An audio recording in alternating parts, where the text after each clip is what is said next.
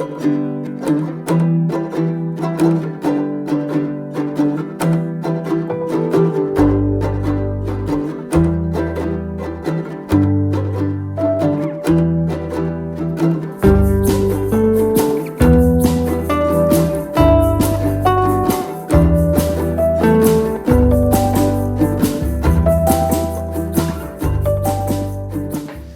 you guys, welcome back.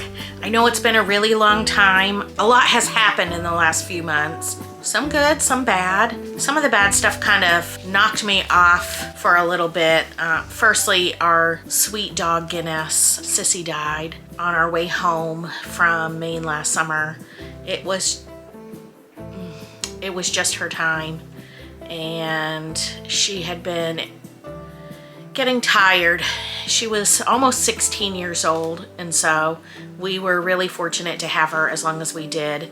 I just kind of knew she would tell me when she was tired, and she did.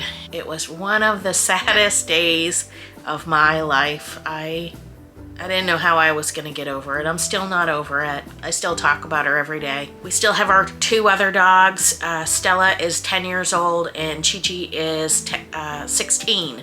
We're very fortunate. Our dogs are all a bunch of long livers. We've got a bunch of little old people in our home right now, and we're just loving on them and giving them extra attention and kind of dealing with it that way. I also had surgery this winter, not huge, major thing. It was minor surgery, but there were some complications. It took me a little bit longer to recover than I anticipated, and so we went to Florida for 4 months, and it was a good place to recover. It was quiet, but my first video back, I want to talk about our first 6 months traveling. I calculated what my average expenses were when I owned my home, and then I recalculated, our first 6 months for the major bills, like what our average monthly output was. So for my home, when I owned a home last year, I included the mortgage, the insurance, utilities, groceries, and gas. And I came out to an average, like a monthly average. And then for the RV bills, I did my RV payment, insurance, groceries, our campsite fees, and gas. Basically going with the same kinds of bills to keep things as equal as possible. So we'll start with my home bills. For mortgage last year, I averaged $1,050 a month. For insurance, my average was $166 a month. For utilities, my average was $300 a month. My grocery bill it would average about $600 a month, give or take. And then my gas bill a month was about $400 a month. That monthly average came out to $25.16, which is not bad at all, especially in today's market. My first 6 months on the road, the RV payment is $450. Our insurance is $216. Our grocery bill was significantly higher. It was $851. There were places, especially the further north we got, that were significantly more expensive than when we were in the south, for example. So regionally, there were differences in prices. Where was I? So my campsite fees on a monthly basis were averaged to be about $922.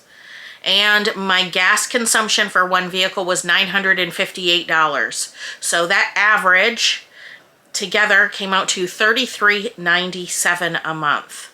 So even though it's not terrible, it is significantly higher. And I have learned a few things, and we're going to see if we can change that for this year and get those prices down, especially grocery bill. We're going to work on gas, well, it's not gas anymore, it's diesel. We're going to work on that, and campsites. And I have learned a few things by traveling between last year versus this year. And I am going to share those things that will hopefully save you some money when you're traveling. So first of all, when we travel, we have like a starting point and an end point, but we leave the in-betweens kind of flexible because you don't know what the weather's going to be like. You don't know what the situation with your RV is going to be like. You don't know if you're going to have an incident on the road. I usually only like prepare a couple of days in advance where we're going to be and where we're going to stay and how that's all going to happen. This year, I hope to use Harvest Host and Boondockers Welcome. I hope to use them a lot going up. Last year, it wasn't feasible for me because of the temperature. We were in June going into July at the time, and not just us, but our senior dogs could not have 90 plus degree days on our way up. So we didn't take advantage of that. We did take advantage of Passport America last year, and that saved us a ton of money. Passport America, we bought it on a Black Friday deal, and I think it was about $25 or $30 or something like that for the year. You get 50% off at participating campgrounds. They have their own rules because some of them won't allow you to do it during like high peak seasons, or you're limited to the days. So when you're scrolling through their website, you really have to read what their requirements are going to be. And we were able to save $890 in traveling, and that was over the 6 months. We were able to enjoy some areas for like 2, 3, 4 nights in a row, which made it really nice. I was really surprised by the monthly average of what we were spending when we owned a home versus what we're spending now. I was really hoping when you hear about being in a full-time RV, you think it's going to be a cheaper way to live. And I guess it's as cheaper as or as expensive as you make it to be. It just was different. I was shocked. I learned a lot. I am still learning. I am so green at everything. Pretty much everything is still like a first time for me. I also realized, I kind of knew it, but I didn't realize how much it was going to make a difference to your bottom dollar. Was the longer you stay, the cheaper your stays become. Certainly a week is cheaper than paying for like a day or two overall to your monthly budget. Same thing with staying a month. A lot of times what the weekly stay is, it's not much different than if you were to stay a month at some place. So I am looking into that a lot more. And when we go to Maine this summer, we are actually going to be there for an entire season. We loved being up there so much last year, regardless of the rain and the cold weather. We decided to pay for an entire stay. We are going back to Birch Haven Campground in Eagle Lake, and it was like a piece of heaven up there. Plus my family's there. We have passport ID cards this year, so we can go into Canada and explore this summer. So I'm really excited about that. But I'm hoping that the longer stays, the monthly stays, the seasonal stays will help us with our bottom dollar. And I have got to get more disciplined about our food budget. I have got to get more disciplined about pre-planning our meals and coming up with an actual grocery list. I really am hoping that by staying seasonally, we can really cut our bills down on that too. So I have already paid for our season in Maine, so that's said and done. But what I have to do is set up a season for the South, you know, when we travel back down south. We're not completely convinced that we want to go to Florida again. We've lived in Florida for 20 years. We went back this year, and I know I was like under the weather, but I just wasn't into it. And I don't know if that was my mood or if it was just a change in times, but I've not traveled a lot in my life, so I really want to take advantage of going to some other places. One other thing I'm going to look into, and I don't know a lot about, so if you have any advice or information to give me, it's about being a camp host. And so volunteering your time, sometimes you can even get paid for it, but volunteering your time for a free place to stay.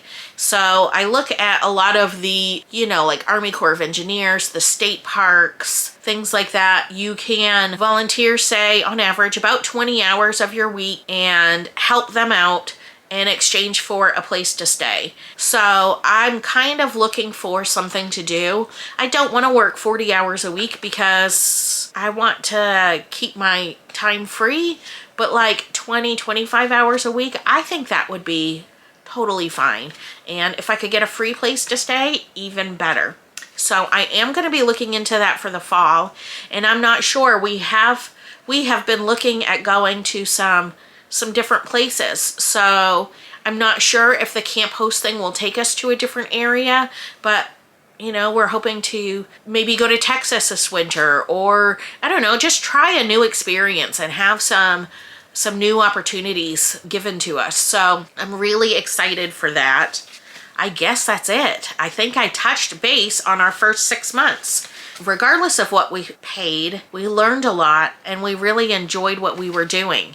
So we are going to keep doing it until it stops being fun. That might take us another year.